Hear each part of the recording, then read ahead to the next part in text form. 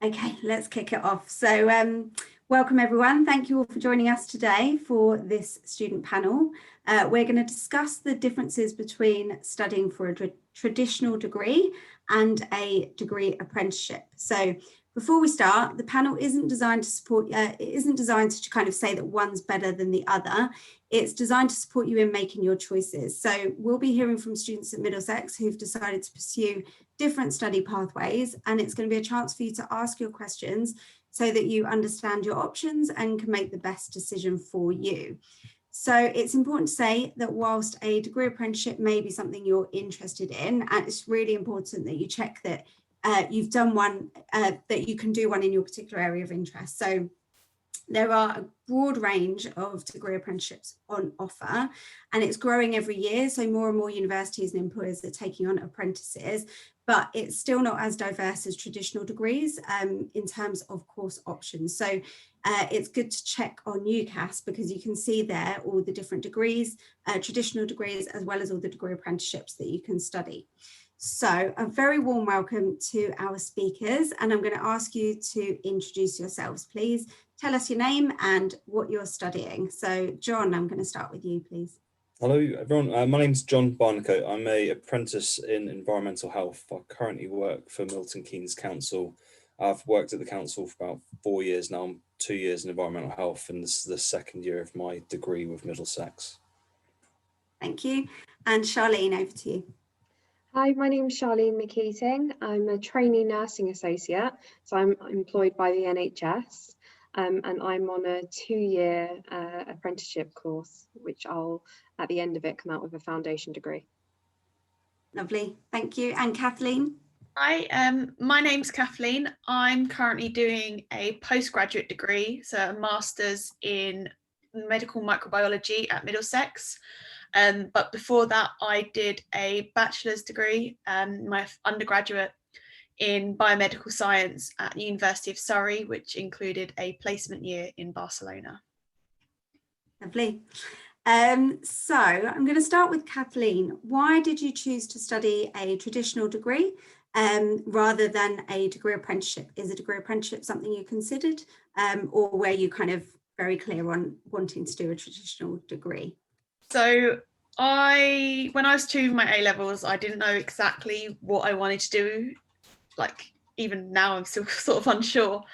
I just knew that I really liked biology, in particular sort of bacteria, viruses, how they make you ill, how do you make you better, which is why I decided to go along the route of a degree in biomedical science. So I got quite a broad aspect of sort of human health and medicine and biology, because at the time degree apprenticeships weren't really, I didn't even know they existed at the time, and even now when I've looked, there's not one that is in the area I want to work in.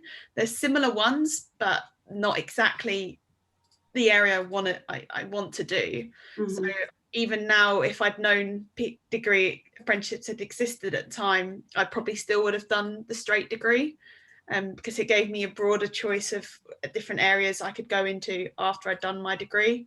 And that's like part of the reason why I decided to do a degree that included what's known as a placement professional training year or placement year, so that I got the year out working in industry to get the experience as part of my degree. So, and that meant I could also go and do it abroad. So I went and lived in Barcelona for a year. That sounds great. It must be a bit of a change from London. Yeah. I guess it's the same question over to John. Why did you decide to do a degree apprenticeship? This opportunity presented itself really. I started in environmental health, having moved from planning enforcement work for a local authority for a couple of years prior to this. I was relatively new in this role, albeit it's still an enforcement role, but the degree for the apprenticeship for environmental health had just been released a couple of months before. So it's a case of right place at the right time. I'm a bit older than some of you guys probably, so responsibility is a little bit different as well. So I've a young daughter. I'm not really in a position where I was going to be moving anywhere anytime soon. So I wanted to make the most of the opportunity, and settling into the apprenticeship seemed like a good one to take up. it gives me the opportunity to learn on the job as well, pick up experience that complements the learning as well. And because I mentioned the responsibilities, costs associated with my expenses, mortgage and such, it enables me to earn at the same time, which is something I wouldn't necessarily have the opportunity to do with a regular degree in the same way. But for me, it was very much a case, the right place, right time. It complemented the degree I did earlier on, because I did do an undergrad when I was a bit younger, and this really enabled me to pick up that interest again, but apply it to my working environment, and get a qualification at the end of it, whilst being supported by my employer all the way through. So financially, it was better for you, was it? There's a big difference between doing a traditional degree and a degree apprenticeship. Yeah, there's the understanding that your time is split between the educational part that you spend at the university, be it online or being at the campus in person, depending on the environment. Obviously, it's a little bit different today, but work will set aside time where you complete that aspect and you continue your day-to-day for the second half of the week, as it turned out with me. So as long as they're understanding, you get through your jobs. Perhaps in my case, I'm not allocated quite as much as some of my colleagues who are operating on a 5-day week, whereas I'm doing 3 days. Then it allows us to strike, or allows me to strike a bit of a balance, basically. Whilst financially I'm not impeded in any way, I still go about my week as normal. So for me, when the opportunity presented itself, it was a bit of a no-brainer, really, because I want to progress, and this was the perfect opportunity to allow me to do so. Lovely, thank you. And the same question to Charlene: what made you choose to do a degree apprenticeship over a traditional degree? I think it was similar to John. So I'm probably more of a mature student too. So it allowed me to get back into education and earn while I was learning, and have none of the sort of debts, I suppose, that come with a normal degree. So our tuition fees are paid by our employer, and we also earn whilst a wage every month, and obviously accrue like annual leave. So for me, it was just a way to get back into education. So I'd been working previously to this, and like John, I have some of the same financial commitments and family ties. Great, thank you. And another question is kind of, how do you split your study and work, Charlene? How do you manage to kind of balance it all? So it's I won't lie, it's pretty responsibilities. It's pretty full on. So and when we went for sort of our open day for this course, they sort of made you under no illusions that this is a really full on 2-year course. So it's 37.5 hours a week that you're working, and that's either when you're sort of just with your employer on your main hub placement. So mine's in a GP practice. And then when you're out on your spoke placements, which will be different areas, for example, in different hospitals or other settings, again, you're expected to work a 37.5-hour week. You have 9 weeks of the year that you're allocated to theory studies, that's university. But within all of that, there's obviously your coursework that you have to do whilst essentially working, and also sort of any other assignments that you have coming up. So it's a big juggling act, and the most important thing about it is just being prepared and just sort of planning ahead.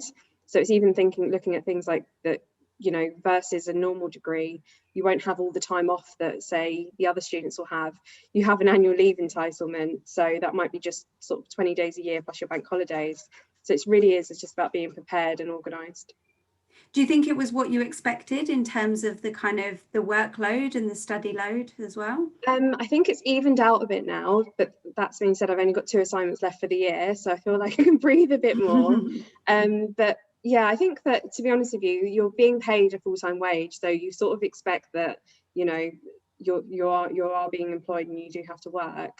I think that sort of maybe initially when I'd sort of done the course and they said it was going to be full on, I hadn't really maybe realised just how full on it was going to be, but we've been really well supported, so it's made it all really doable.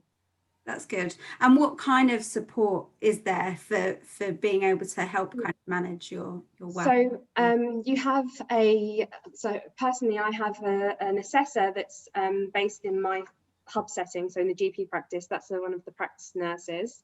You have practice supervisors, so there are the nurses again within my setting, so you can work alongside them. They're there to support you, guide you. I have an academic assessor that I have access to that works for the CCG, and she's really good. She actually does training and various tutorials that she'll lead on any subjects that we need. We have link lecturers from the university that we have access to. And then just in general, when you go to different settings, again, like to the hospital, you find that you do a lot of networking. A lot of it is sort of seeing what you like, and sort of making connections with people. And most places I've been, the nurses or the supervisors I've had there have given me their email addresses and just said, if you ever need anything or you want, keep in contact. So I think you sort of pick things up along the way as well. It sounds as though the support is all there and it's just about accessing it, really. Yeah, actually, definitely. I think that's the thing. You have to sort of be sort of forward and take the opportunities when they come. I think we were discussing earlier, especially with COVID at the moment, we might not have had all the practical experiences that we should have had, but at the same time, I think it's when those opportunities arise, you just have to seize them. Mm-hmm. Absolutely. John, anything you would add to that about kind of balancing your study and work, and maybe how much time you spend kind of at work versus actually studying for the degree? Yeah, I think on balance, I mean, my course is split up into lots of different modules. It's not like I'm studying environmental health as one subject individually. That's broke up into lots of different subjects. So you've got like law, you have physiology and anatomy, there'll be housing, there'll be pollution control, lots of different things. Each module, they'll give you, 30 hours worth of teaching. That on balance is probably about a third of the work or the research you have to put into yourself. You have to go away and do your own reading. I'm fortunate, my employer is very supportive with that. I'm also fortunate that a lot of the work I do on the day-to-day complements a lot of that learning that we do in the environment anyway. So I can work smart, I can double down on some of that, which is good.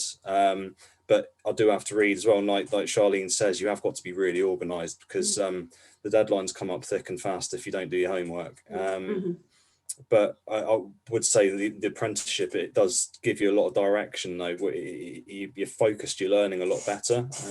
From my point of view, it's when I did an undergrad degree years earlier, it was I was left to my own devices a little bit more. I feel like it wasn't perhaps so much direction. This time around, I feel like I'm being pushed towards the resources a bit better. I know exactly what I need to find it. Plus, I've got the benefit of being able to work with colleagues closely who are experienced in this field, tell me what I need, where to find it. More importantly, should I need it for assignments, homeworks, such. And it complements one complements the other really well, basically. And yeah, like I say, my employer is very supportive. It just knits together quite nicely, and it works really well for me.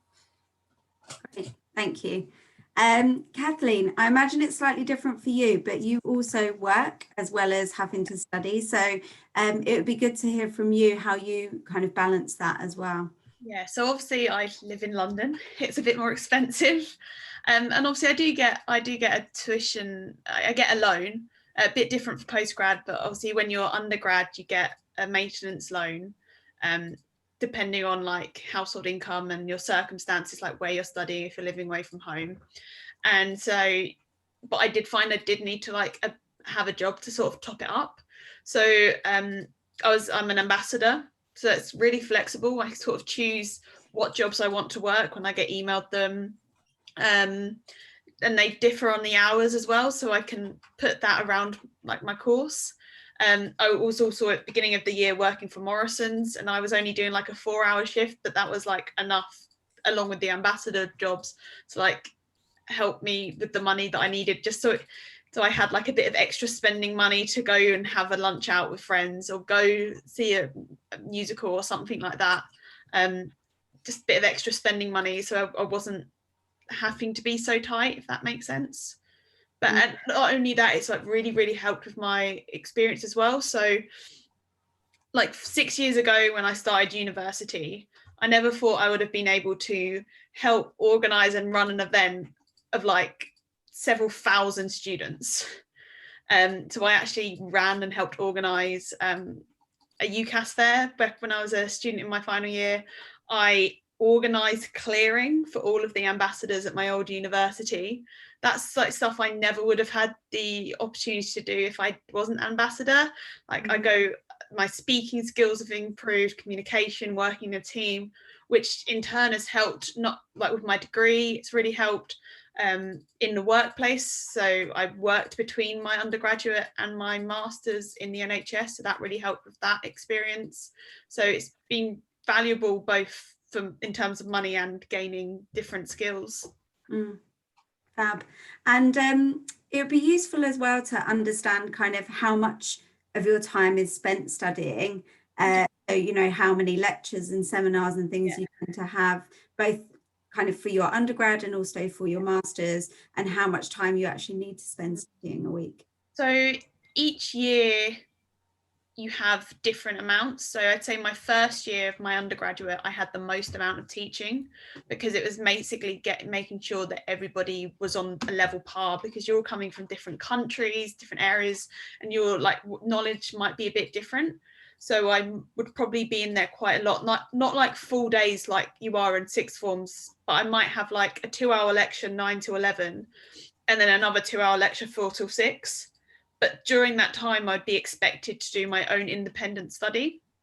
And as each year progressed, I would have less and less teaching hours, but be required to do extra reading around the subject and read journals, articles, to get like research about it, as well as having like practical sessions, which would usually be about 3 hours long during one day. I'd say the least amount of teaching hours I've had are during my master's. I would have 4 hours on a Wednesday, 4 hours on a Thursday. And then sometimes I might have an extra session. I have, at the beginning of the year, I had some lab sessions, which were like all day. And then the rest of that time I would be expected to do my entire own research. So I'm currently about to start my dissertation, which is like a project that you do on most degrees. There are some that you don't do them, but I did that both for my undergraduate and now my postgraduate, and that's completely my own time that I have to organise. Lovely, thank you.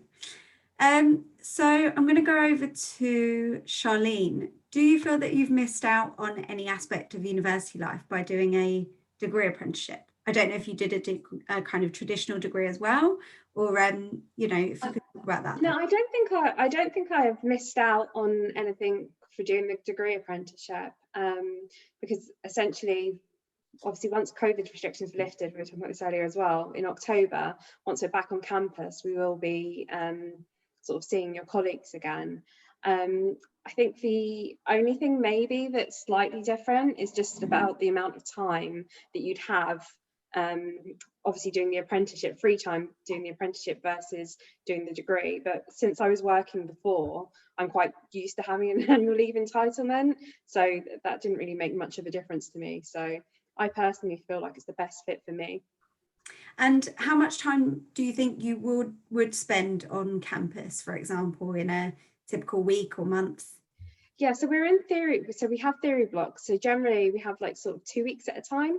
And of those 2 weeks, generally, so for example, like today, we were being taught from 10 till 1, and then we had another session 2:30 till 4.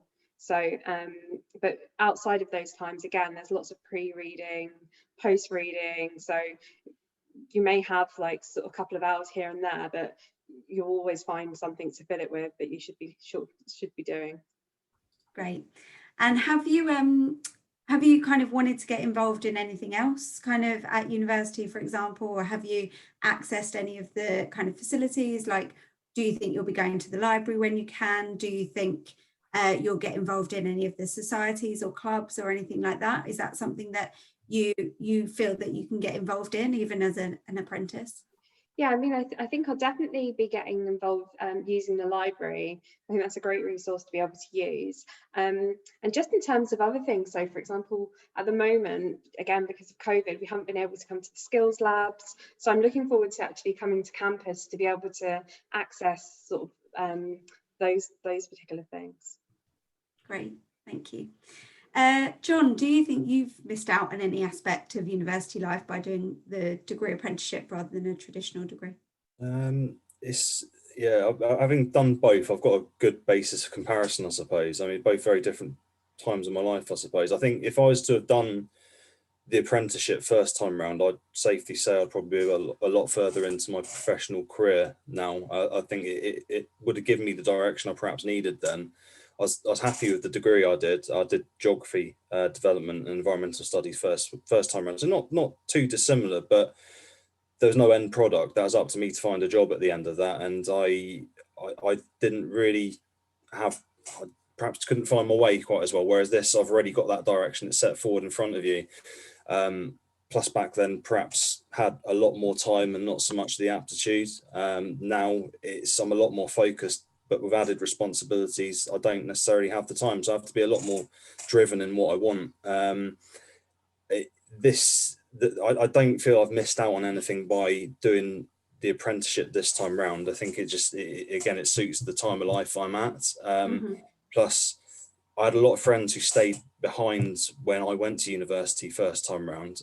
Perhaps they didn't do apprenticeships, but they went into jobs, into accounting and such, which there are options for that sort of thing as well. And that would have benefited them, because I'm just thinking from their point of view, that's the sort of thing they talk of, thinking, I wish that was an opportunity they had then. If I was to sort of be given the opportunity of the apprenticeship then compared to now, I probably would have taken it. I think is the way I'm sort of leaning. Thank you. I want to open it up to the audience. So if there are any questions from anybody watching, John, Charlene and Kathleen are all very willing to answer any of your questions. So do pop them in the Q&A at the bottom if you have anything to ask. I am going to go to one question. Bear with me.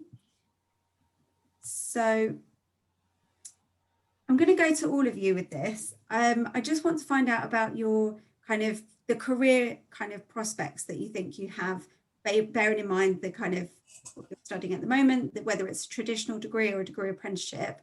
What do you think are the kind of prospects, bearing in mind that that kind of degree that you've studied? So John, from you, please. Okay.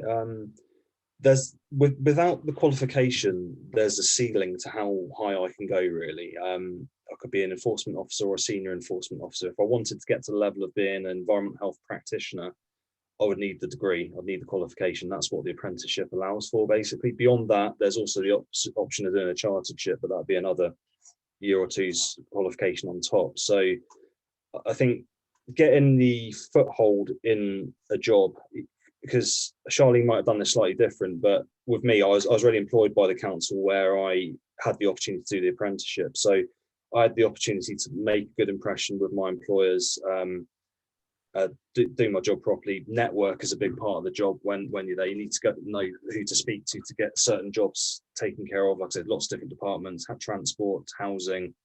You build up a list of contacts to help you do your job more efficiently. But no matter how good you are at that, there is a limit to how high it could go. So to do a good job, make those contacts, make a good impression, and then get the opportunity to be put forward for the apprenticeship, it allows you to make that or bridge that gap to the next level. And then from there on, you get the opportunity to focus further. You can go be a senior practitioner.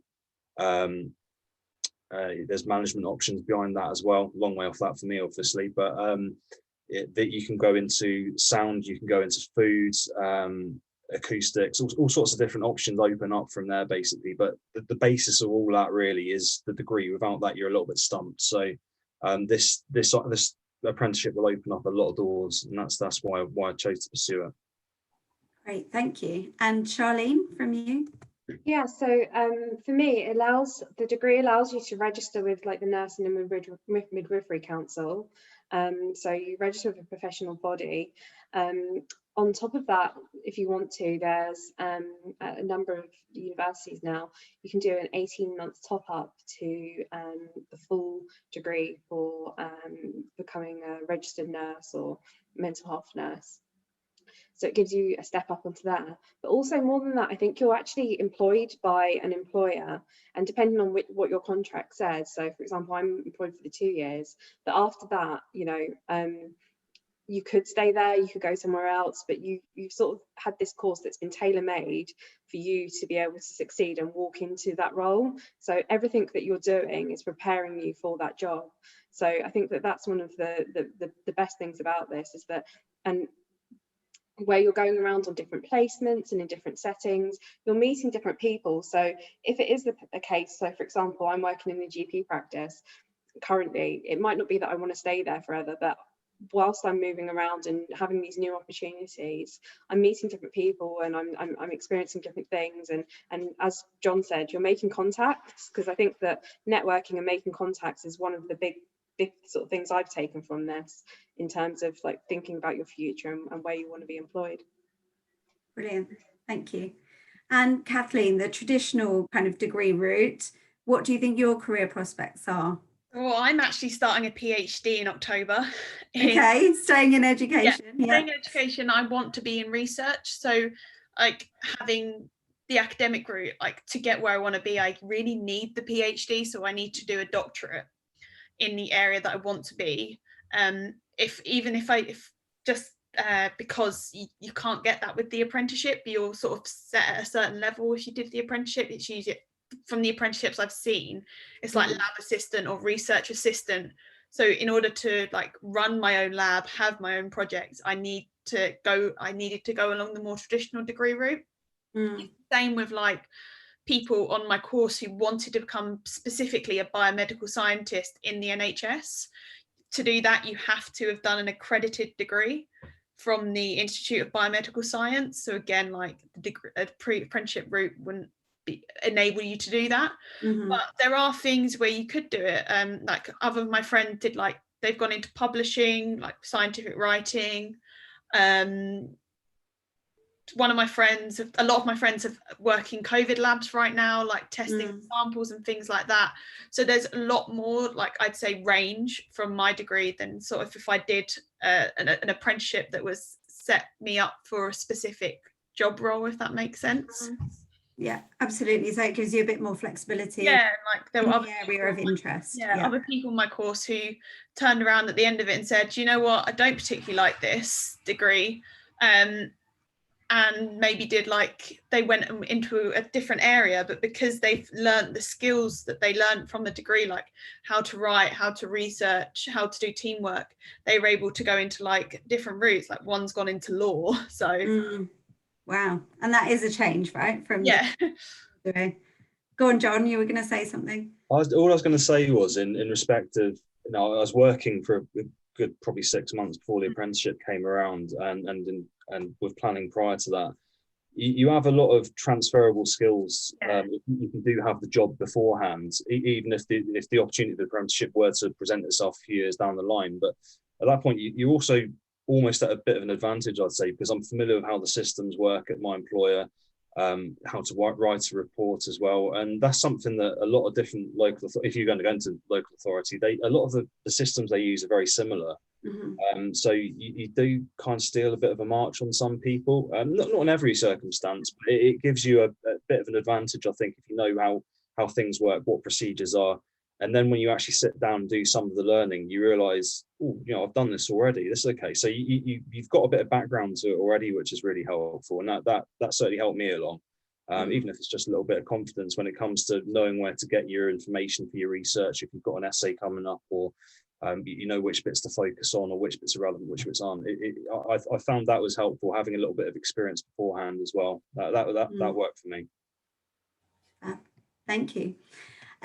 We do have another question from the audience. So it's for Kathleen. So can you expand on how and why you got a placement abroad, a year abroad while studying biology? Yeah, so when I was actually choosing universities, I knew I wanted to do this placement year because I knew I wanted experience working in a research type industry. A lot of universities do offer them now, but you have to check on the like individual university. And I was quite lucky in that the way it worked at Surrey is that I could choose between doing it in a company in the UK or a company abroad. So a lot of the abroad ones were like research based in a lab, whereas the UK ones were more like in a job, like working at a pharmaceutical company or something like that. Could be completely different. But I was lucky in that the school had a link with the University of Barcelona, and it was a project I wanted to go work on. So I just applied for that and got it, like basically during my second year. And a lot of the like, that's why I really enjoyed it. Like I learned that, yes, I want to go work in the area of bacteriology, specifically like research and antibiotic resistance. It really made me realize that's the area I want to go work in the future. And I think without that placement year, I wouldn't really know exactly where I get. I guess that's what you get with the degree apprenticeship, is you kind of get the hands-on experience. But obviously I got that during my placement year. It just wasn't paid. And did you speak the language, or did No, so I went out not speaking a word of Spanish. Yeah. But it was what I'm quite fortunate with science is that a lot of it across the world is done in English, because it's quite a universal language. I did have to learn a few different things, like my computer was in Catalan, so Excel and everything, I'm doing it in a different language. But I had the opportunity to learn Spanish while I was out living in Barcelona. And I then, when I came back for my final year, I was able to do another qualification in, I switched languages and did German in my final year as an add-on course while I was doing my degree, which a lot of universities offer to students as well. Sounds like a great opportunity, and actually it kind of led you down the path that you're now. Yeah, I mean, having that placement year is the reason I got my job between my master's and my undergrad, because I had research experience. I've got another question. So Charlene, what is the best thing for you about your degree apprenticeship? I think the best thing for me is having both the theory and the practical, and basically being employed somewhere. So versus I suppose the traditional degree, with your placements, you'd move around every sort of 6 to 8 weeks and go back to university. Whereas because I'm employed by the trust, I have a main hub placement. So basically that's where I am if I'm not on another placement or at university. So it actually allows you to like form a base and sort of build a quite a good working relationship. And I think that's one of the good things that I've found from it. And also have as I said before, like a practical assessor and a practical supervisor that will be with me throughout the 2 years, versus, again, if I was moving around every sort of 6 to 8 weeks in every setting, I'd have a new sort of supervisor. Whereas I think having that consistency is quite nice, because you get to sort of know what their sort of strengths are, they get to know your strengths and weaknesses, and they can sort of guide you and sort of help you along the way. Whereas I think it's quite hard, I think, to keep doing that every 6 to 8 weeks to try and like build that up again.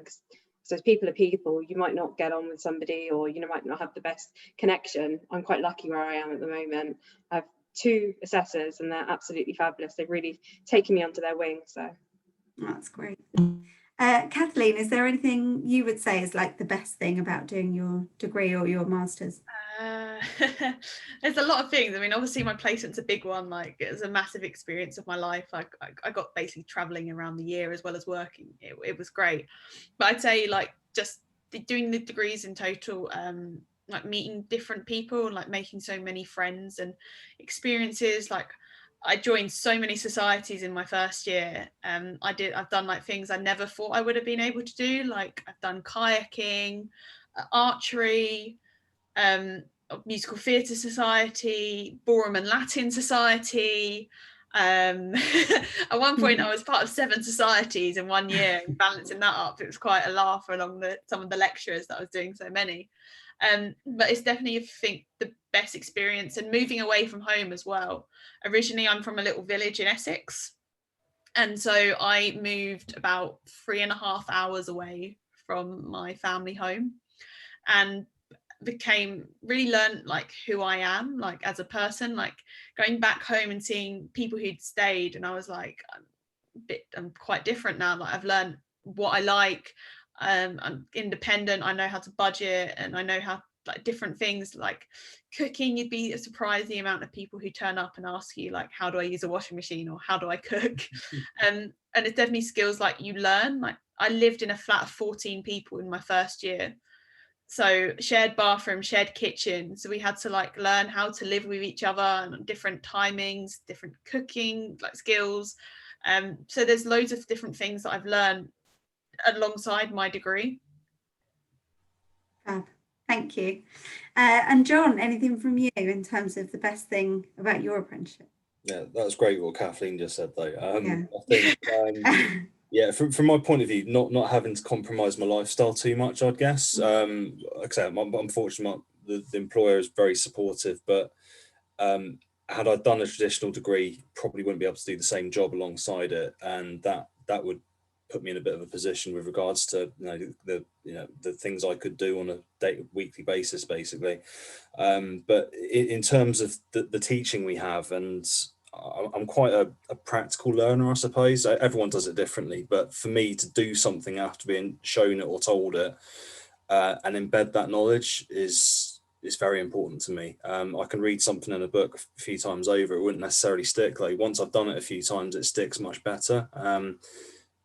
Academic texts, found them very tricky to start with. You get to the end of a paragraph, you almost forgot what the start said. So it's being in an environment where I can do that on the day-to-day and liaise with people who've done it for years as well. That was a massive advantage for me, and stood me in good stead when I started the degree. That's something I noticed quite immediate, and I realised that was going to be to my advantage. Great, thank you. We do have another question from somebody. I think it's about their personal kind of circumstances. It says, I'm a student at an affiliated school to Middlesex. I'm supposed to do my 3rd year at Middlesex. Does this apprenticeship also apply to me? So I don't know which apprenticeship you're referring to, but with an apprenticeship, you would start it at the beginning, you'd apply for it. It's through an employer. Whereas if you're coming to Middlesex and you've got a degree that you're doing at Middlesex, that would be a traditional degree route. So it sounds like perhaps you're going the traditional degree route, but you can always get in contact with our admissions team. If there's something you're not sure about, you can go through our website. There's a live chat box, and you can ask if you're not sure about whether, what your course entails and whether it's an apprenticeship or a traditional degree route and things like that. So hopefully that answers your question. If it doesn't, then yeah, feel free to go to our admissions team and hopefully they can help you. So another question I have is there anything you wish you'd known before starting your degree or degree apprenticeship? So, if you could go back and tell yourself, something, or things that you wish you'd kind of known about, or things you wish you'd done beforehand, or change your mind maybe. So Charlene, is there anything from you? Yeah, so I think for me, I chose, so on the open day when I went for my interview, you had to select which trusts you'd like to work for, and I quite like the idea of working in the community.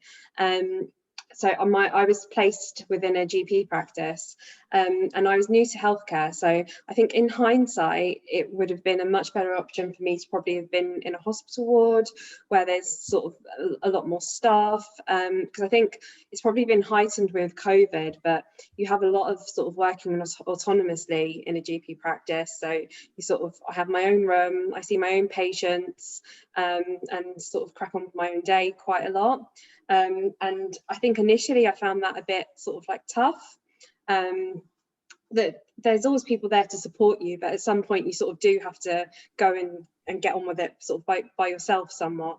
And I had my first placement in the hospital and I just absolutely loved it. I loved being part of the team, constantly sort of like being with other people. And it's not that that I can't work alone, because I've proven that I can do that. I just think that I enjoy having that sort of like interaction where you can sort of like bounce ideas off each other and there's always someone else around. Mm-hmm. So I think whilst I'm enjoying the course, that's the only thing that I'd probably change. Thank you. John, what about you?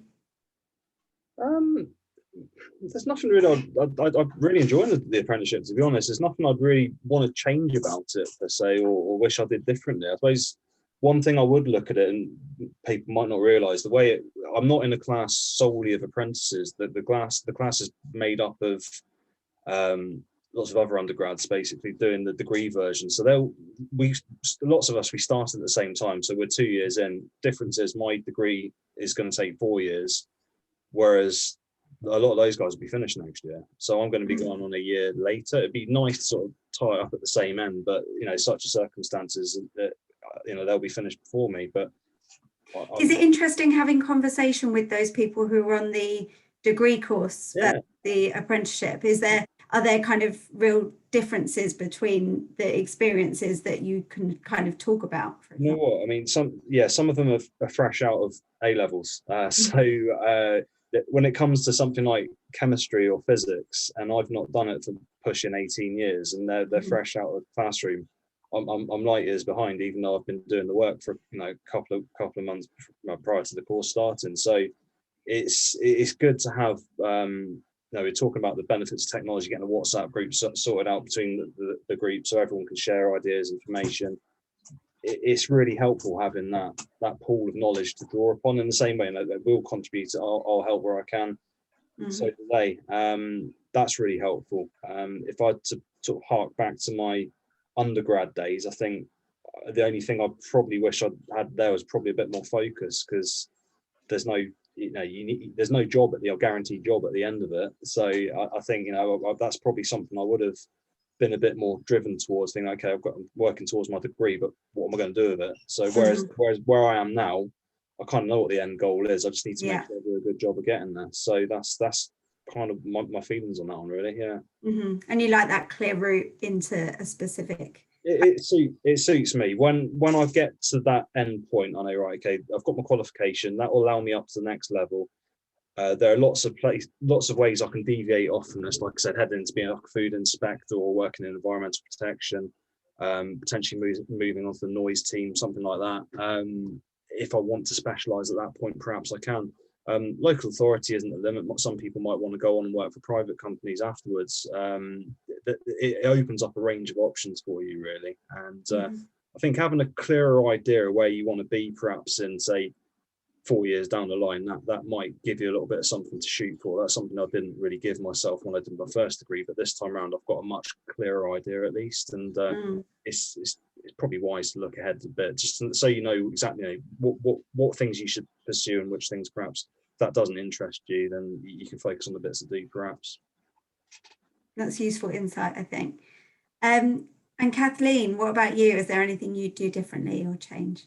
No, I don't think there is really anything I do differently. The only thing I think I might have thought about more is maybe looking at an integrated master's degree, just because it would have meant that budgeting and money and student finance would have been a lot easier to have to do my 4-year undergrad and then go straight into a master's, rather than having to take a year out, work for a year so I could save money to do my master's. I think that's the only thing I kind of regret doing. And that makes sense.